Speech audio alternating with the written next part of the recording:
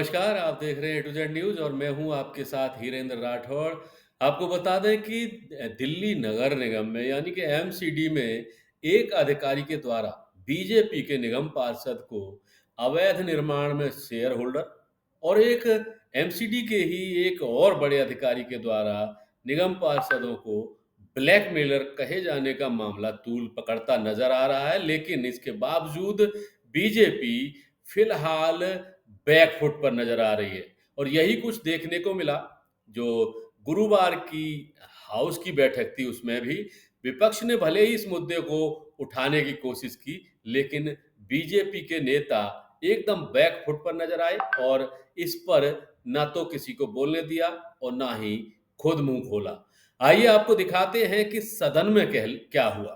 पहले आपको दिखाते हैं कि सदन यानी कि हाउस की मीटिंग में जब विपक्ष के नेताओं ने इस मामले को उठाया कि बीजेपी के निगम पार्षद को एक अधिकारी के द्वारा ब्लैकमेलर और दूसरे अधिकारी के द्वारा शेयर होल्डर कहा गया है, तो उस मामले को पूरे मामले पर बीजेपी का क्या रवैया रहा और उसके बाद दिखाएंगे कि किस तरह से बीजेपी के नेताओं से जब सवाल पूछा गया प्रेस कॉन्फ्रेंस में इसी मुद्दे को लेकर के, तो वो बिना कुछ कहे चुप रह गए।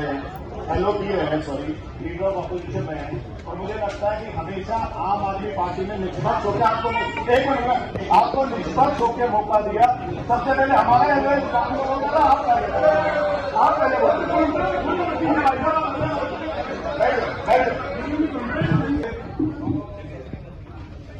मैं प्रधानमंत्री जी की मोदी जी की रैली पे बाद में आऊंगा, लेकिन पहले आपका एक तरफ एक मुद्दे में मैं आपको लेके जाना चाहता हूँ। महात्मा मोदी कल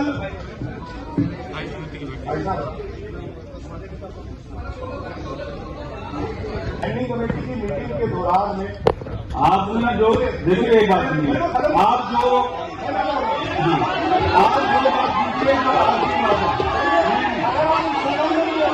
सदन में बोलने का मौका है।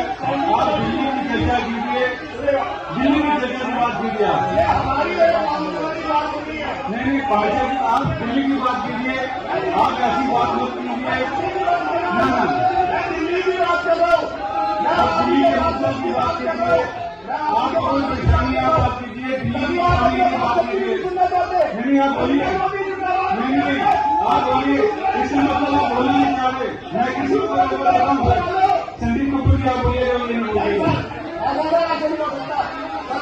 क्या बोलिए, बोलिए आप बोलिए, मगर मुद्दे पर बोलेंगे। सभी पार्षदों से मैं गुजारिश करता हूँ मुद्दे पर बोलिए, दिल्ली पर बोलिए, आप इसी तरह बोलिए। कल स्टैंडिंग कमेटी की मीटिंग थी, उस मीटिंग के दौरान मैं बिल्कुल सभ्य भाषा का प्रयोग करूँ। देखो सभ्य भाषा की बात सुनिए, आप दिल्ली के मुद्दों की बात करेंगे, अगर आप बेकार की बात करेंगे हम नहीं सुनेंगे। ये जो स्टैंडिंग कमेटी की बात आई, स्टैंडिंग कमेटी की बात आई, बिल्कुल बिल्कुल बिल्कुल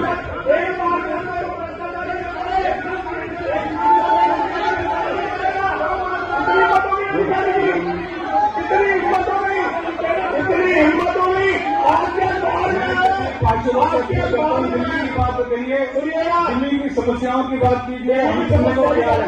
सभी समस्याओं का हल यही तो है। आप बोलिए, अंकुश जी आप बोलिए, मगर दिल्ली के ऊपर बोलिए, बाकी बात को सुनेंगे। आप बोलिए, दिल्ली की बात कीजिए। मैं दिल्ली के एक पार्षद की बात की बात है, दिल्ली की समस्याओं की बात कीजिए। आप आदमी के साथ आ रहे हैं,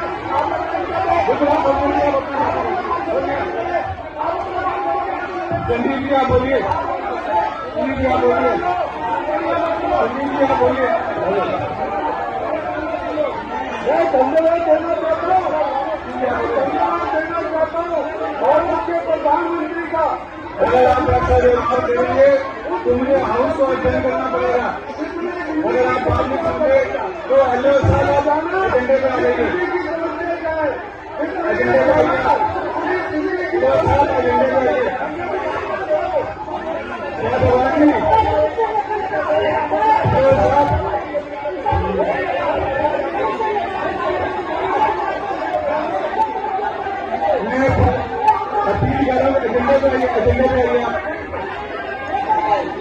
एजेंडे पे आइए।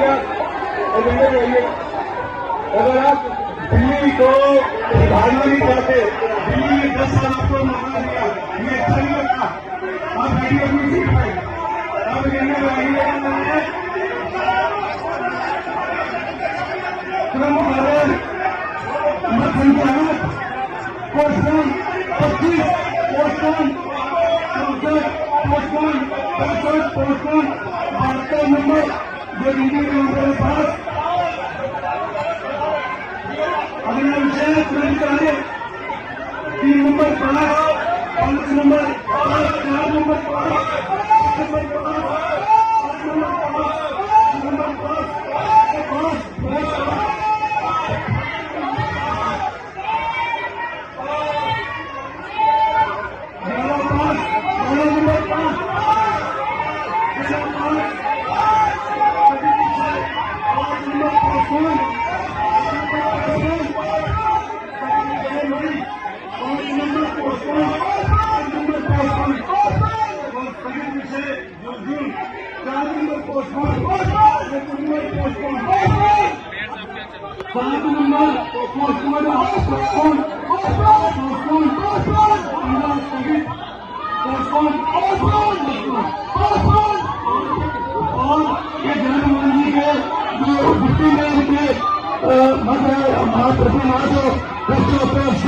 बढ़ोतरी करके 3 लाख रुपए सैलरी की जाती है। दोनों वर्ष माता की जो खर्चा होता है उसी माता 25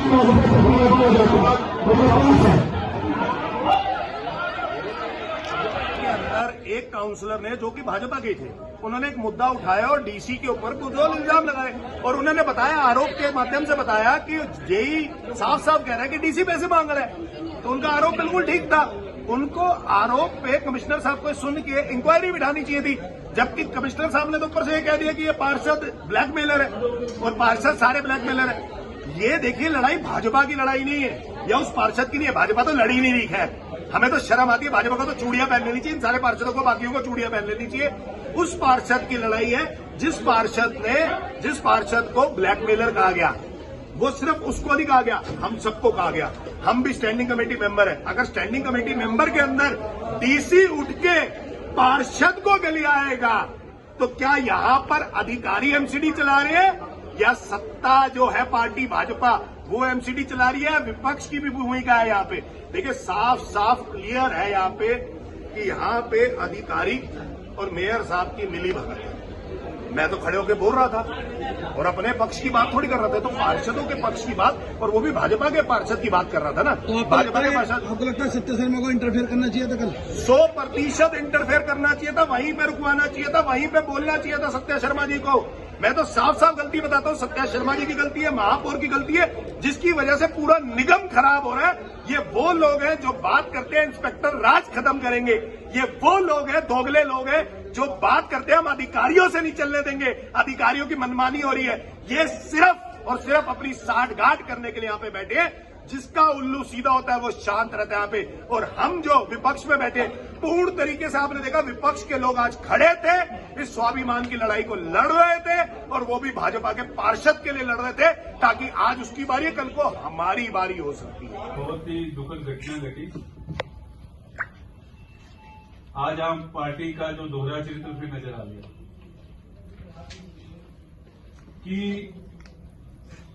आज सभी लोगों के चेहरे में नजर आ रहा था कि सारे हाउस चलाने के लिए तैयार है। सभी निगम पार्षद किसी भी पार्टी लाइन का हो, सबने कहा नहीं, हम अपना पार्टिसिपेट करने के लिए तैयार है।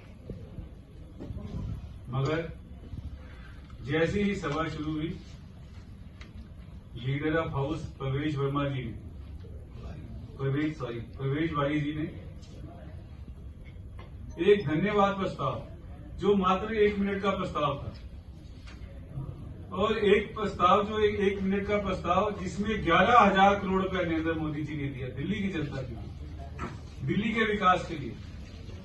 और आम आदमी पार्टी जिसको 10 साल दिल्ली के अंदर रही, जिसने 10 साल के अंदर 10 रुपए का काम नहीं किया, बल्कि भ्रष्टाचार आज जितना भी आप देख रहे हैं दिल्ली के अंदर परेशानी आया, आम आदमी पार्टी की देन है। तो मोदी जी के लिए हमारा धन्यवाद। हाउस चलने देते, तो मैं धन्यवाद करता हूं अपने लीडर ऑफ हाउस प्रवेश भाई जी का। मैं धन्यवाद करता हूं चेयरपर्सन हमारी बहन जी का, जिनकी वजह से हम बहुत वेल प्लान होकर आए थे कि आज अच्छे से हाउस चलेगा। मगर आज जो हुआ, आगे की बात हमारा आपको धन्यवाद प्रस्ताव भी पढ़कर सुनाएंगे, बताइए उसमें क्या दिक्कत है। देश के प्रधानमंत्री जी हमें सौगात दे रहे हैं, दिल्ली की चिंता करते हैं, हमारे गार्जियन की तरह काम कर रहे हैं। अगर इनको चिंता है तो केवल अपनी राजनीति की। आज जो है एक कोशिश की गई थी और वो ये कोशिश थी कि हम अपनी बात केवल प्रधानमंत्री मोदी जी, जिन्होंने केवल भाजपा के नहीं बल्कि पूरी दिल्ली की संपूर्ण जनता, हरियाणा की संपूर्ण जनता को, यूपी की संपूर्ण जनता को एक तोहफा दिया। वो तोहफा है यूआर का, जिसमें आप गए हो पता है कि उसके बाद महापौर जी ने सभी पार्षदों को आज खुले मन से अपने क्षेत्र की और दिल्ली की महत्वपूर्ण समस्याओं पर बोलने के लिए आमंत्रित किया। अब चूंकि ग्रामीण क्षेत्र से हमारे अनिल त्यागी जी आते हैं, उन्होंने रिक्वेस्ट किया क्योंकि इससे विद्युत कभी बचती है, जो हमारी इलेक्ट्रिसिटी है, तो जो एलईडी लाइट्स हैं वो जल्दी लगाने के लिए मैं अपनी बात करना चाहता हूं। जब सब बात तय हो चुकी कि आप भी बोलेंगे, उसके बावजूद ये माहौल को खराब करना चाहते हैं और ये चाहते हैं कि हाउस ना चले। मैं बताना चाहता हूं कि इनके खुद के पार्षद भी कुंठित है कि हाउस नहीं चलने दिया जाता। आज महापौर जी ने हमने ये कोशिश की थी कि सफाई पे और ग्रीनरी पे, अन्य मुद्दों पर, कर्मचारियों पे हमारी स्टैंडिंग कमेटी चेयरपर्सन भी बैठी, तो हमने इन मुद्दों पे आह्वान किया था कि सब पार्षद बोले, लेकिन अपने चिर परिचित अंदाज में अंकुश जी ने हाउस को फिर भ्रमित किया और ना जाने अनाप शनाप मुद्दे लेकर आगे। हम कोई भी बात अपने हाउस में पटल में रखने के लिए किसी तरह के महापौर जी ने उनको इसमें व्यवधान उत्पन्न नहीं करना चाहा, लेकिन चूंकि वो इन मुद्दों से भटकाकर दूसरी चीजों पे हाउस को भटकाना चाहते हैं, तो इस वजह से ये आज का हाउस भी जो है आम आदमी पार्टी की जनता विरोधी, जन विरोधी नीतियों के चलते आउट हो गया। हम इसकी निंदा करते हैं। हाउस की कार्रवाई को आप देख रहे थे और हम पूरी कोशिश रही मेरे साथ की कि हाउस चले और दिल्ली के जो मुद्दे हैं उन पर काम होना चाहिए। सभी पार्षद अपनी बात को रखें ताकि दिल्ली में जो विकास कार्य रहे हैं पिछले 2.5 वर्षों से, जो विकास कार्य नहीं हो पा रहा है, उनको करने के लिए ये हाउस बुलाया गया था। और क्योंकि जैसा जिसकी आदत होती है, जैसा जिसका व्यवहार होता है, वो उसी तरह का व्यवहार करता है। आज भी आम आदमी पार्टी के अंकुश नारायण और उनके सभी लोगों के द्वारा हाउस का विरोध किया गया। हाउस में जो कार्रवाई होनी थी उसको विरोध किया गया और उन्होंने शोर शराबे के साथ एक फिर हाउस खराब किया। मैं आम आदमी पार्टी को ये समझाना चाहती हूँ कि जो आज जिस स्थिति में वो हैं, वो ना तो उनकी नीयत काम करने की है, ना उनको काम करने की आदत है, और जो स्थिति वो बनाना चाह रहे हैं, जिस तरह का वो मैसेज देना चाह रहे हैं, वो जनता सब कुछ समझ चुकी है। क्योंकि आज भारतीय जनता पार्टी दिल्ली सरकार में है, केंद्र में है और अब निगम में भी है।